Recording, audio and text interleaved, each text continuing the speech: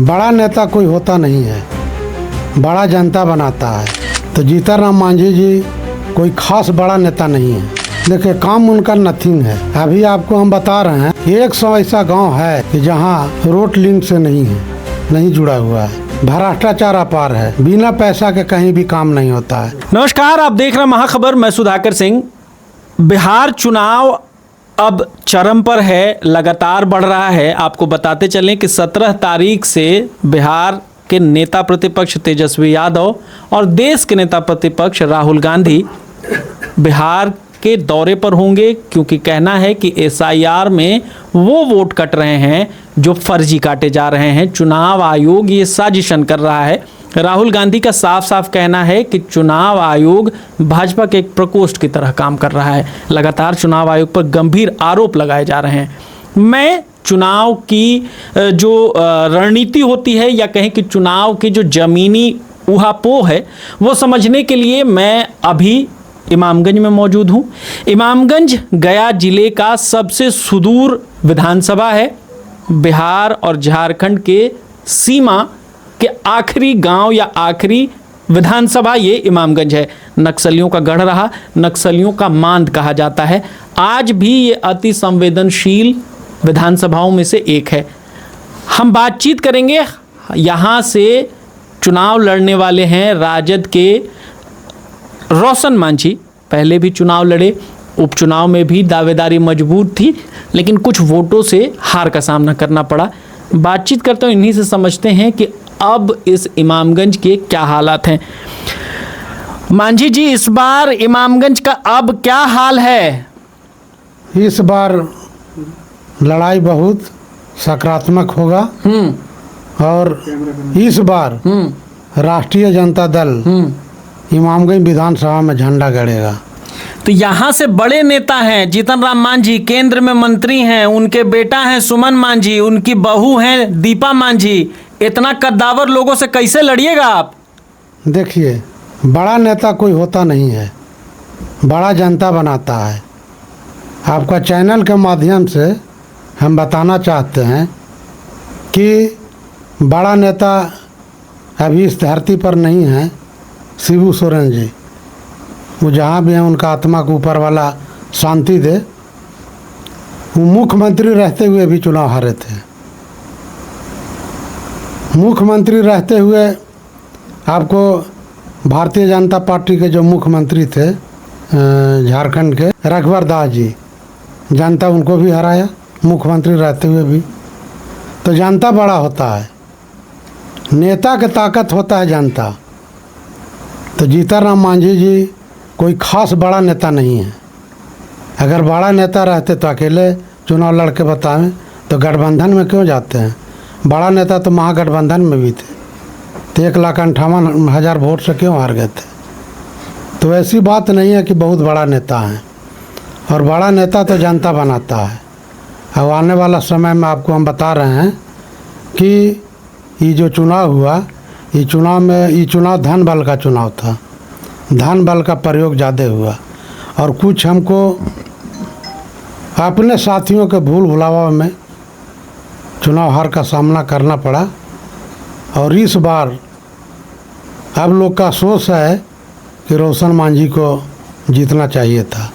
और इस बार चुनाव अगर पार्टी देती है टिकट, तो चुनाव हम जीतेंगे और राष्ट्रीय जनता दल के इमामगंज विधानसभा में झंडा गाड़ेंगे। आपने कहा कि जनता है जो बड़ा नेता बनाती है, तो जनता ने जीतन राम मांझी को नेता बनाया। आज वो लोकसभा में हैं, केंद्र के मंत्री हैं, यहाँ के विधायक रह चुके, प्रदेश के मुख्यमंत्री रह चुके, इमामगंज का प्रतिनिधित्व भी किया। आज बहू कर रही है। कितना इमामगंज में काम हुआ या क्या माहौल है? देखिए, काम उनका नथिंग है। अभी आपको हम बता रहे हैं कि 100 ऐसा गांव है कि जहां रोड लिंक से नहीं जुड़ा हुआ है। जैसे में आपको हम 2-3 गो गांव का उदाहरण बता रहे हैं। अभी पूर्व में भी हम बता चुके हैं। जो एक मछली भात खाने जाते थे जीतन राम मांझी जी, संतोष मांझी जी, दीपा मांझी भी गई है। और उसी रूट में हम पार्टी के प्रखंड अध्यक्ष के घर है। तो आप उस रूट को भी जाकर देख सकते हैं, ज़्यादा दूरी पर नहीं है, मार्केट से बगले में है। तो एक अल्पसंख्यक में डेट कर गए थे, उस जनाजा में हम शामिल हुए थे। तो शामिल के क्रम में उस रूट से गुजर रहे थे, तो हमने देखा कि उस रूट में आप जाने के लिए थथमिएगा कि कैसे हम जाएं। बहुत से आदमी मोटरसाइकिल से हम गिरते हुए देखे। तो ये स्थिति है। बिहारगांव में भी एक रोड ऐसा है कि आप जाइएगा तो देखिएगा कि एकदम मतलब तालाब हुआ है, पानी इतना मानो जमा हुआ हो गया रोड पर, और इतना जर्जर स्थिति है कि आप सोच भी नहीं सकते हैं कि जितना बड़ा इनका नाम था उसके अनुकूल इनका काम नहीं है। और आपको चाहरा पहरा में हम बता रहे हैं, उन्होंने घोषणा किया था कि हम मुख्यमंत्री भी रह चुके हैं, हमको रहते हुए इस क्षेत्र में विकास का गंगा बहेगा। तो आपको चैनल के माध्यम से हम बताना चाहते हैं कि चाहरा पहरा गांव है, नदी के किनारे उस पार है। उन्होंने घोषणा किया था कि यहाँ पर पुल बनेगा, पुल नहीं आज तक बना। और वहाँ के 2 बार लोग वोट बहिष्कार किया इसी मुद्दा पर। रजबलिया भी एक है जहाँ बहुत विरोध हुआ। तो रजबलिया भी है, तो अभी तक तो नहीं बना, वहाँ के लोग 2 बार बहिष्कार किया भी। आप जुड़ा रहे हैं कि एको काम नहीं हुआ। उनके बेटा हैं सुमन मांझी, वो कहते हैं कि कई करोड़ की योजनाएं इमामगंज में, कई करोड़ की योजनाएं डुमरिया प्रखंड में लगाई गई हैं। देखिए अभी जो आहार के जो काम देख रहे हैं आप, आहार में माइनर इरिगेशन के तहत जो टेंडर हुआ है वो लूट योजना हुआ है। लूट योजना में हर योजना में वो अंदर से ठेकेदार के साथ पार्टनर हैं, उसी चीज़ को दिखाते होंगे। और उसमें भी नीतीश जी मोदी जी कहते हैं ना खाऊंगा ना खाने दूंगा, तो क्या उससे ऊपर अगर कहते हैं तो नीतीश जी के राज्य में हम आपको बताते हैं कि भ्रष्टाचार अपार है, बिना पैसा के कहीं भी काम नहीं होता है। आप ब्लॉक में जाइए, किसी से भी पूछिए, कोई भी आदमी कहेगा कि बिना पैसा के काम नहीं होता है। जातीय आवासीय बनाना है तो उसमें पैसा देना पड़ता है, एक छोटा चीज़ है। तो भ्रष्टाचार तो अपार है, उनको लग रहा है कि नहीं हो रहा है। भ्रष्टाचार अगर नहीं होता तो कैसे लोग पकड़ा रहा है, लोग उन्हीं के राज्य में पकड़ा रहा है। तो भ्रष्टाचार हो रहा है तब न पकड़ा रहा है। अच्छा मुझे बताइए, SIR जो हो रहा है गहन पुनरीक्षण मतदाता का, उसके लिए राहुल गांधी ने मोर्चा खोल रखा है, तेजस्वी यादव ने मोर्चा खोल रखा है। लगता है इससे फायदा होगा, बिहार चुनाव चढ़ेगा? देखिए ये षड्यंत्र है। अगर केंद्र सरकार के या चुनाव आयोग तो केंद्र सरकार की इशारा पर चल रही है, तो अगर ये काम कराना था तो ऑल इंडिया स्तर पर काम होना चाहिए था। आखिर बिहार में क्यों हो रहा है? अभी 3 महीना के बाद चुनाव है, इसलिए हो रहा है कि यहाँ गरीब गुरबा के प्रदेश है, गरीब गुरबा के पास डॉक्यूमेंट्स नहीं है, डॉक्यूमेंट जमा नहीं करेगा तो वोटर लिस्ट से नाम कटेगा। तो षड्यंत्र है। और गरीब गुरबा के जो भी वोट है वो माननीय लालू प्रसाद यादव जी का है, माननीय तेजस्वी प्रसाद यादव जी का है। तो इसलिए षड्यंत्र कर रहे हैं कि उनका वोट कट जाए और हमारा सरकार बन जाए। तो लगता है कि इससे नुकसान क्या खाली राजद को होगा? ऐसा तो है नहीं, इससे नुकसान एनडीए को भी होगा, भाजपा को भी होगा। एनडीए का नुकसान नहीं है।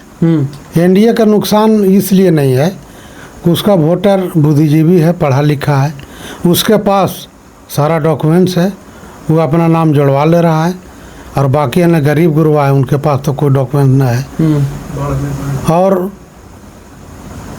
जो स्थिति है आप देख रहे हैं, और जिसके चलते बहुत से आदमी ऐसे भी हैं, जैसे दिल्ली में कोई घर बना लिया है तो दिल्ली में वोटर लिस्ट में नाम है तो यहाँ नाम उनका कट गया।